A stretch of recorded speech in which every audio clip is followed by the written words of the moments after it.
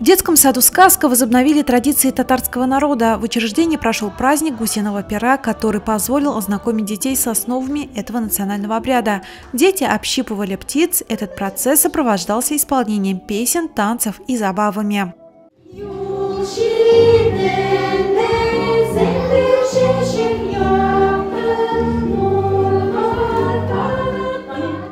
Воссоздать атмосферу народного гуляния помогли воспитанники средней группы. В татарских национальных костюмах они пришли помочь бабушке с дедушкой. Мероприятие перенесло зрителей в татарскую избу, где они ближе ознакомились с обычаями своего народа.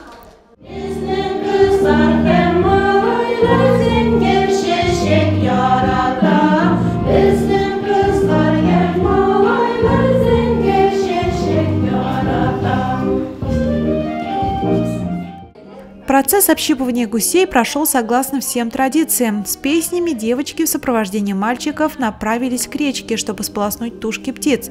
В это время хозяйка готовила угощение и накрывала праздничный стол.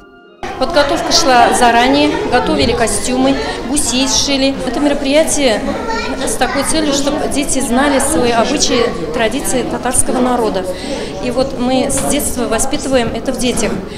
Ребята пели песни, танцевали, активное участие в празднике приняли и мамы. Они сыграли в национальную игру с колечком, выполняли задания.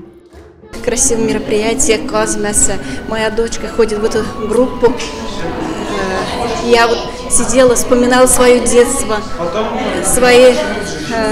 как они же танцевали, пели. Важность приобщения подрастающего поколения к традициям и обычаям своих предков отметили и гости мероприятия. Основная цель и задача сегодняшнего мероприятия – это сохранение, изучение татарского языка, сохранение наших традиций и культуры. На самом деле мы сегодня это увидели. Мы очень благодарны нашим воспитателям, то, что они прививают любовь к родному языку, нашим традициям.